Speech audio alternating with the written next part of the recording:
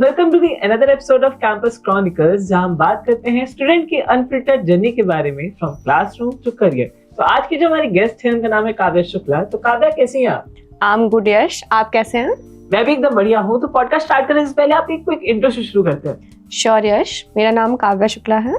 मैं एक छोटे से विलेज नगला शुक्ल से हूँ, जो कि इटावा डिस्ट्रिक्ट के अंदर आता है। मेरी पढ़ाई की जो जर्नी रही है वो थोड़ी सी कॉम्प्लिकेटेड रही है। क्यों, ऐसा क्या हुआ? एक्चुअली मैंने 5th तक एक स्टेट बोर्ड स्कूल से किया है। उसके बाद मैंने 5th to 8th ये CBSE बोर्ड स्कूल से किया है। आफ्टर दैट मैं आगरा गई, वहाँ से मैंने 9 to 12th किया। उसके बाद मैं कानपुर आई, यहाँ से मैं BTech कर रही हूँ with data science as a specialisation. और मैंने फिलहाल ही इन्फॉर्मेटिका में मेरी जॉब लगी है, जिसका पैकेज 13.3 LPA है, और मैं काफ़ी ज़्यादा खुश हूँ। ये तो बहुत अच्छी बात है, congratulations for that. Thank you Yash. लेकिन ये जो गांव से बैंगलोर तक का सफर था, काफी ज्यादा मुश्किल रहा होगा आपके लिए? हाँ, ये जो सफ़र था वो बिल्कुल भी आसान नहीं था। काफ़ी सारी डिफ़िकल्टीज़ हुई, काफ़ी सारी प्रॉब्लम्स फेस करनी पड़ी, बट मेरी फैमिली ने हमेशा मेरा सपोर्ट किया, स्पेशली मेरे फादर ने। मैं आपको बताना चाहती हूँ, मेरे जो फादर हैं वो एक फार्मर हैं।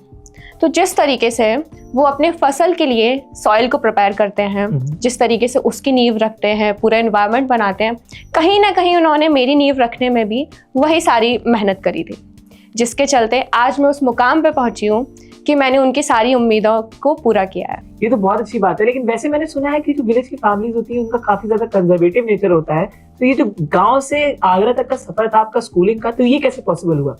यश, आपने बिल्कुल सही कहा। विलेज की जो फैमिलीज होती हैं वो बहुत ज़्यादा कंजर्वेटिव होती हैं।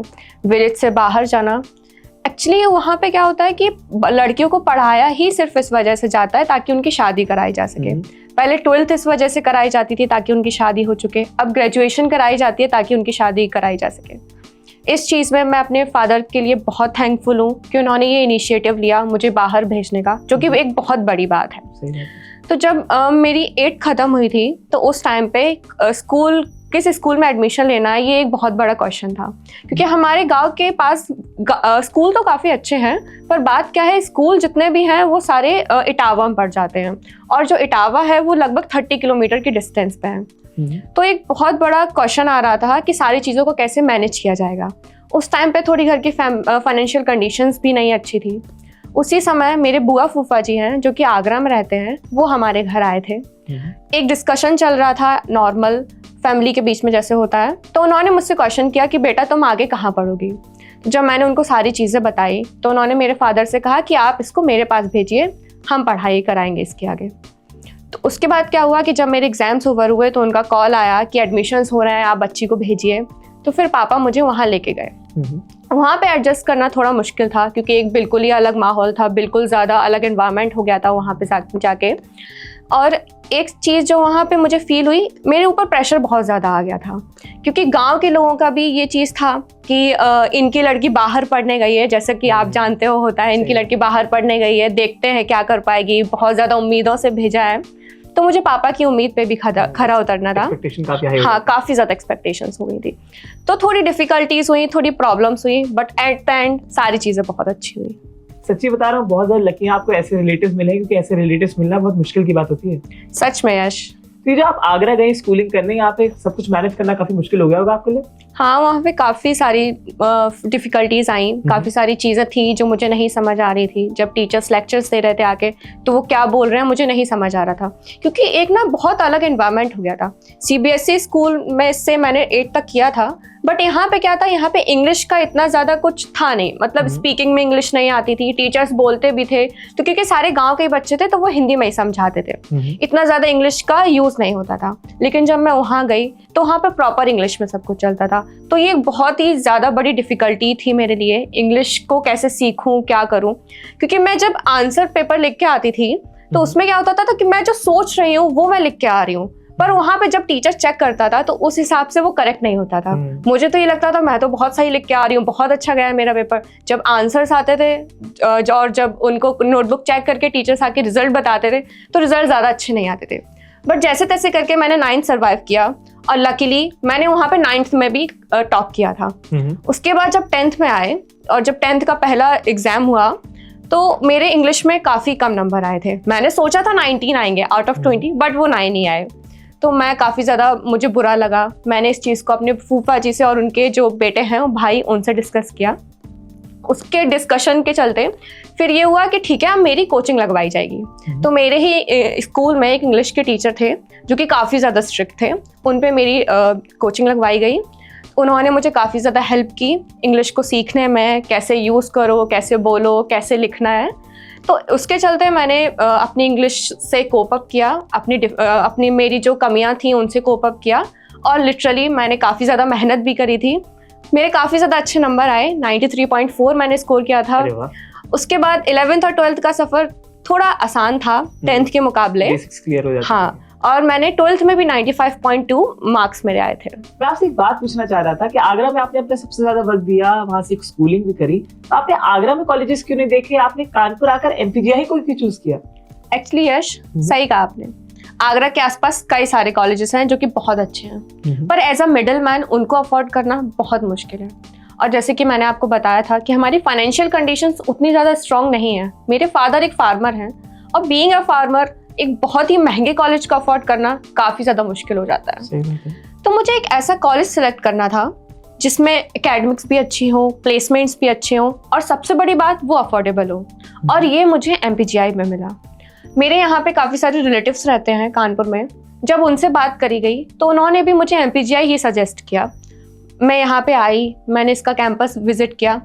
मैंने जब सारी चीज़ों को देखा तो मेरे दिमाग में एक क्लिक आया कि मुझे तो MPGI में ही आना है। उसी दिन ही मैंने ये डिसाइड कर लिया था कि मैं पढ़ूंगी तो MPGI में ही। तो फिर कोई ऐसी बात है जो MPGI के बारे में आपको बहुत ज़्यादा यूनिक लगी हो? हाँ यश, यहाँ की सबसे यूनिक बात यह है कि MPGI ने मुझे एक एक्सपोजर दिया। ये बात सच है कि मैं आगरा से पढ़ी हूँ, बहुत बड़ा शहर है, पर मैं वहाँ पे कुकून में थी। वहाँ पे मुझे एक्सपोजर नहीं मिल पाया जो कि मुझे MPGI में आके मिला है। और दूसरी बात ये है कि ये कॉलेज जो है वो काफ़ी ज़्यादा अफोर्डेबल है। मैं थैंकफुल हूँ हमारे joint secretary mister Bhadauria sir की कि उन्होंने फीस स्ट्रक्चर एक इस तरीके से रखा है कि इवन अ मिडिल मैन जो कि महंगे महंगे कॉलेज अफोर्ड नहीं कर पाते हैं वो यहाँ पे आके अपनी पढ़ाई कर सकते हैं, वो कॉलेज को अफोर्ड कर सकते हैं। और कॉलेज की फ़ी कम है इसका मतलब ये नहीं कि किसी चीज़ से कॉम्प्रोमाइज़ है।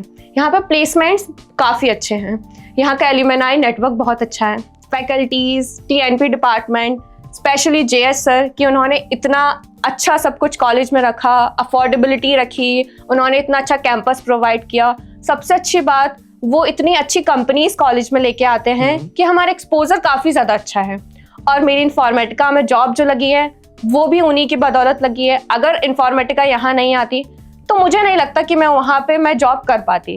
अब बात करते हैं अभी कॉलेज की लाइफ के बारे में। तो ये जो फर्स्ट ईयर से लेकर फोर्थ ईयर की जर्नी थी वो कैसी रही आपकी? तो यश, जब मैं फर्स्ट ईयर में आई थी तो मैं बहुत ही ज़्यादा नर्वस थी। बाकी बच्चों की तरह मैं भी एक छोटी जगह से आई थी, तो ये बहुत ज़्यादा बड़ी बात थी मेरे लिए कि मैं कॉलेज में आ गई हूँ। सही बात है। हाँ, पर जब यहाँ पे मैं आई तो कॉलेज की तरफ से एक इंडक्शन प्रोग्राम रखा गया था जो कि पूरा 1 वीक का था और उस दौरान काफ़ी सारी एक्टिविटीज़ कराई गई थी। टीचर स्टूडेंट इंटरेक्शन हुआ था जिसमें कि जो हमारे टीचर्स थे, फैकल्टी मेंबर्स थे, उन्होंने हमें एक वार्मथ प्रोवाइड करी। उन्होंने हमें एक पाथवे प्रोवाइड किया कि हमें थ्रू आउट कॉलेज लाइफ कैसे अपनी एकेडमिक्स अच्छी करनी है, कैसे अच्छा प्लेसमेंट लेना है, क्या क्या करना है, उन्होंने हमें सारी चीज़ें बताई थी।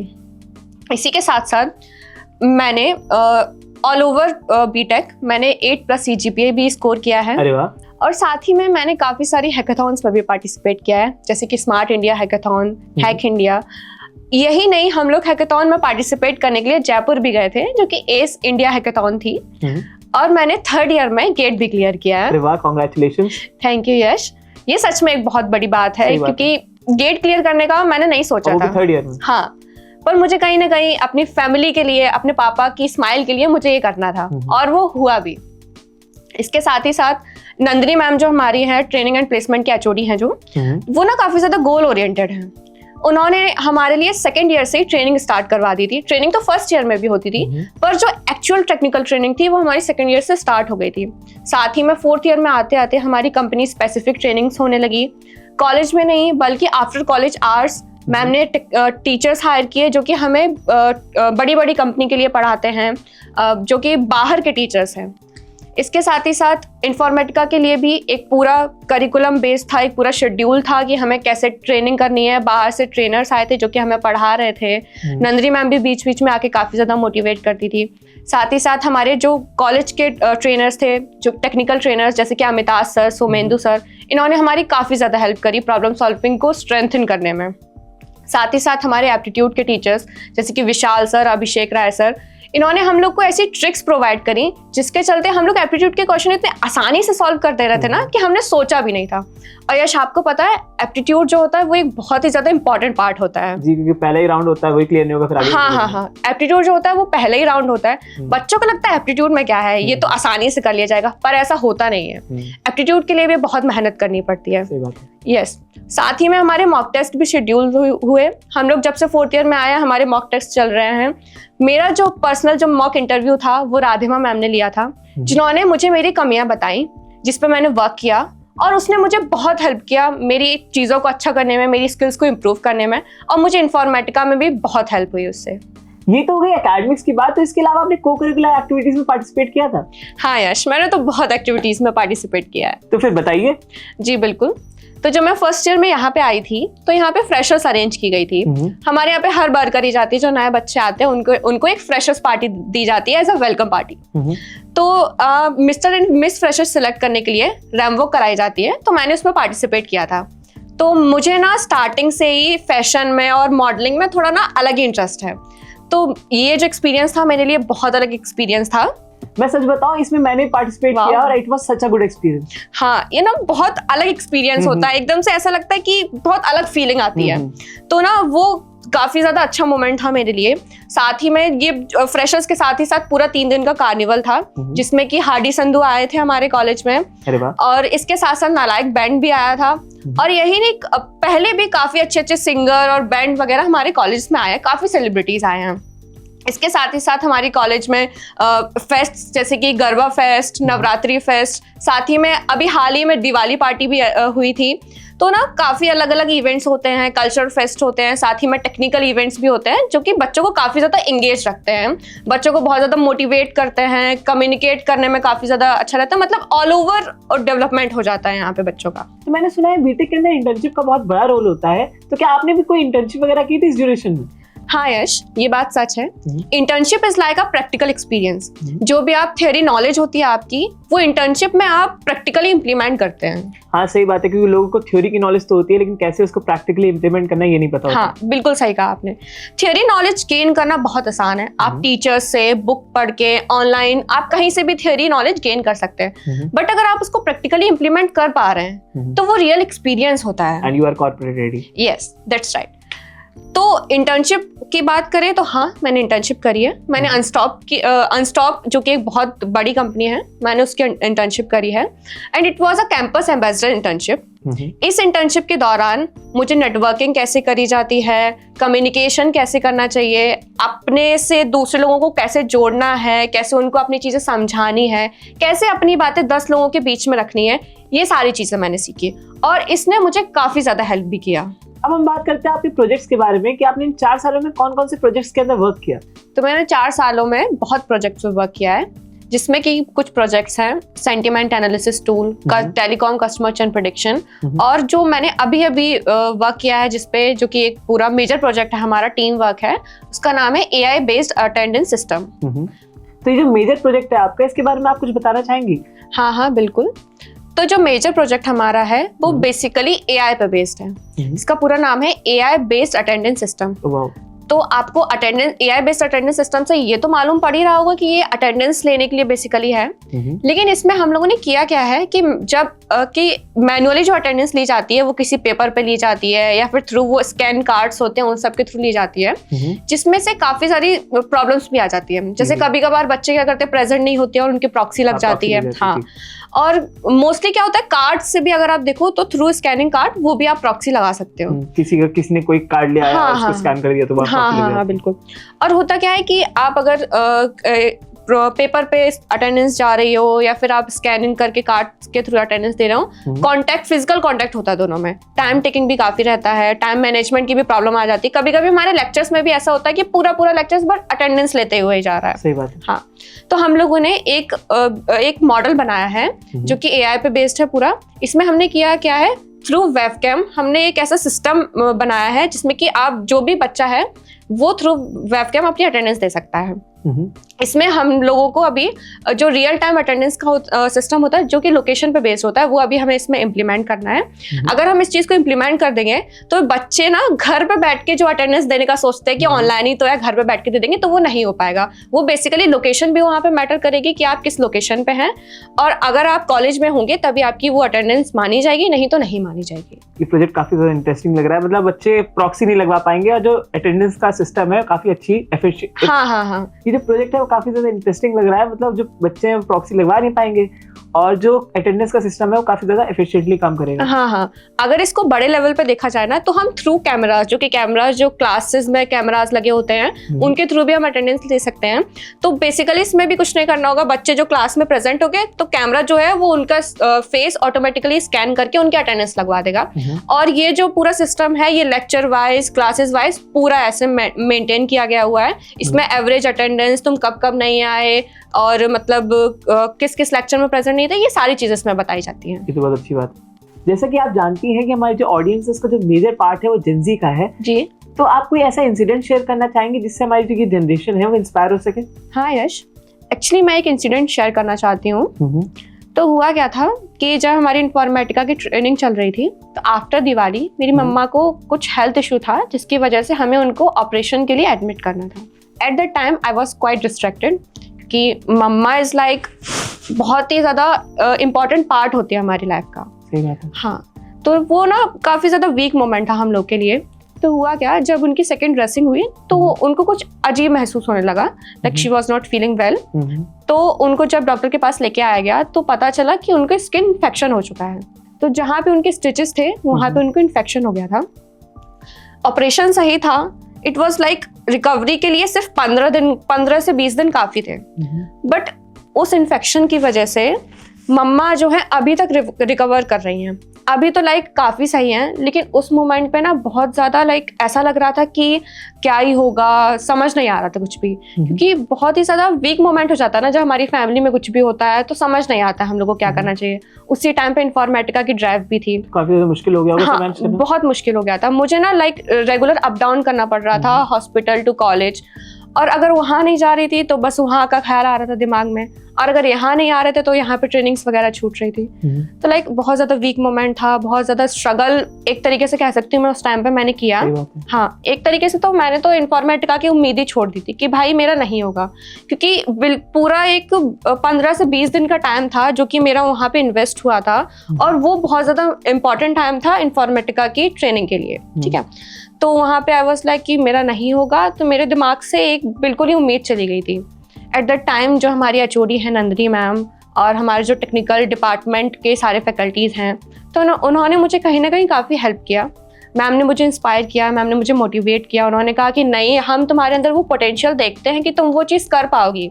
मुझे अपने ऊपर विश्वास नहीं था, पर उन्होंने कहीं ना कहीं मुझे वो विश्वास दिलाया। मेरे फ्रेंड्स हैं, दे वर लाइक नहीं काव्या तुम करोगी तुम करो। मतलब लाइक मैं तो रेडी नहीं थी, मुझे तो जाना ही नहीं था वहाँ पे। मैं सोच रही थी यार मैं क्या ही जाऊँगी, मैं वहाँ पे कुछ कर नहीं पाऊंगी। मेरा ये वाला थोड़ा सा फील आ गया था मेरे अंदर। तो जो मेरे फ्रेंड्स उन्होंने मुझे जबरदस्ती भेजा, जो मेरी हाँ जो फ्रेंड्स और फैमिली का जो सपोर्ट होता है ना, तो उन्होंने ना मुझे जबरदस्ती भेजा कि जाओ जाओ जाओ। पापा कह रहे थे कोई बात नहीं जाओ, नहीं होगा तो क्या हुआ, एटलीस्ट तुम्हारे पास एक्सपीरियंस आएगा। तो मैं गई वहाँ पे। फर्स्ट डे मेरा एक इंटरव्यू हुआ था, ठीक गया, अच्छा गया था। सेकेंड डे के लिए फिर मेरे दिमाग से कोई प्रिपरेशन थी नहीं, मुझे ये लग रहा था यार होना है नहीं है तो क्या ही करेंगे जाके। पर मेरी जो रूममेट थी तो उसने मुझे रात भर जगाए रखा, नहीं तुम पढ़ो पढ़ो पढ़ो। मेरे फ्रेंड्स भी बीच में कॉल करके बोल रहे थे कि पढ़ो, सोना नहीं, पढ़ो, ये सब कुछ था। तो ना मतलब काफ़ी ज़्यादा डिफ़िकल्ट फेस था वो, बहुत डिस्ट्रैक्शंस भी हुए, डिफ़िकल्टीज़ हुए। पर कहीं ना कहीं लाइक ये मुझे समझ आया कि जो विनर्स होते हैं दे कांट बी एक्सक्यूजर्स, और जो एक्सक्यूजर्स होते हैं दे कांट बी विनर्स। तो कभी भी हमें किसी भी, चाहे डिफिकल्ट सिचुएशन हो, कुछ भी हो, हमें एज अ एक्सक्यूज किसी भी चीज़ को छोड़ना नहीं चाहिए। अगर हम कुछ कर रहे हैं और हमें लगता है कि यार मेरी तबीयत नहीं सही है, मेरे साथ ये प्रॉब्लम है, अगर हमारे माइंड में ये थिंकिंग आ गई ना तो हम कुछ नहीं कर पाएंगे। तो कुछ भी क्यों ना हो जाए, ये थिंकिंग दिमाग में नहीं आनी चाहिए।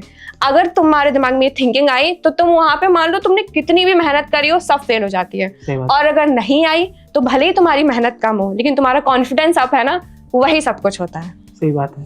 और इतनी टफ सिचुएशंस में भी आपने इस चीज को क्रैक कर लिया, इन्फॉर्मेटिक्स को क्रैक कर लिया, ये सच में काबिलिए तारीफ है। हाँ, थैंक यू यश, आपने मेरी तारीफ करी।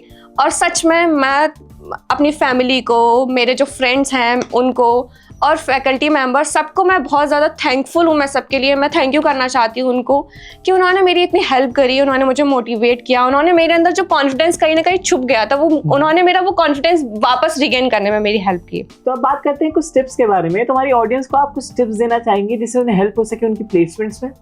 हाँ बिल्कुल। तो प्लेसमेंट में हमें नॉन टेक और टेक दोनों पे ही फोकस करना पड़ता है, दोनों ही बहुत ज़्यादा इंपॉर्टेंट होते हैं। जी। हाँ, टेक में आपको डीएसए अच्छा करना है, बट डीएसए करने से पहले एक चीज़ आती है प्रोग्रामिंग लैंग्वेज। तो आपको कोई भी एक प्रोग्रामिंग लैंग्वेज सेलेक्ट करनी है जो कि आप कर पाएँ, जो आपको अच्छी लगती हो, और आपको उसमें मास्टरी हासिल करनी है। मतलब आपको ना उसके बेसिक्स बहुत अच्छे से प्रिपेयर करने हैं ताकि आप उस पर बड़े बड़े क्वेश्चन सॉल्व कर सकें। उसके बाद आता है डीएसए। अपनी डीएसए में अच्छी स्ट्रॉन्ग पकड़ रखिए डीएसए में। उसके बाद आपको जिस भी फील्ड में जाना है, वो चाहे एमएल हो, डेवलपमेंट हो, एआई हो, कुछ भी हो, तो जो आप उसकी स्किल्स सीख रहे हैं वो आपको काफ़ी अच्छे से आने चाहिए। ऐसा नहीं होना चाहिए कि आप उन स्किल्स को आपने लिख दिया रिज्यूम में पर आपको उनसे रिलेटेड कुछ नहीं आता है, कुछ आपसे। हाँ, मतलब प्रैक्टिकल नॉलेज होनी चाहिए, आपको लिटरली पता होना चाहिए कि वो कैसे सब कुछ वर्क करता है। उसके बाद आता है हमारा एप्टीट्यूड। एप्टीट्यूड बहुत इंपॉर्टेंट होता है। एप्टीट्यूड ये हमारे जो आईक्यू लेवल होता है ना, हमारे आईक्यू लेवल को बताता है कि हमारा आईक्यू कितना ज़्यादा स्ट्रांग है। उसके बाद आता है एचआर। एचआर के लिए कम्युनिकेशन बहुत ज़्यादा इंपॉर्टेंट होता है। कम्युनिकेट आप किस तरीके से बातचीत कर रहे हैं, और कम्युनिकेशन में सिर्फ इंग्लिश ही नहीं, द वे ऑफ कम्युनिकेशन, आपका बॉडी पोस्चर क्या है, हाँ, बॉडी लैंग्वेज क्या है, और आपकी पर्सनैलिटी क्या है, ये ऑल ओवर बहुत मैटर करता है। तो ये जो आने वाले 5 साल हैं उसमें आप अपने आप को कहाँ पे देखती हैं? तो यश, एज अ गर्ल अभी तो मैंने विंग्स फैलाए हैं, अभी मुझे अपनी पूरी उड़ान भरनी है। सही बात है। हाँ, तो अभी जैसे कि मैंने आपको बताया कि मैंने इन्फॉर्मेटिका में 13.3 LPA की जॉब ग्रैब करी है। तो मैं आगे आने वाले 5 सालों में ना तो सिर्फ और सिर्फ करियर ग्रोथ बल्कि फाइनेंशियली भी ग्रोथ करना चाहती हूँ। मैंने अभी 13.3 LPA की जॉब ग्रैब करी है, ये मेरे लिए काफ़ी बड़ी अपॉर्चुनिटी थी, बहुत बड़ी बात है। अब मैं चाहती हूँ कि मैं आगे आने वाले टाइम में 20 से 25 LPA की जॉब मैं मैनिफेस्ट करती हूँ। अब मैं अपने ऊपर ये मुझे अपने ऊपर ये कॉन्फिडेंस है कि अगर मैं अच्छा करूँगी तो मैं वो भी कर लूँगी। So Kavya, all the very best for your future.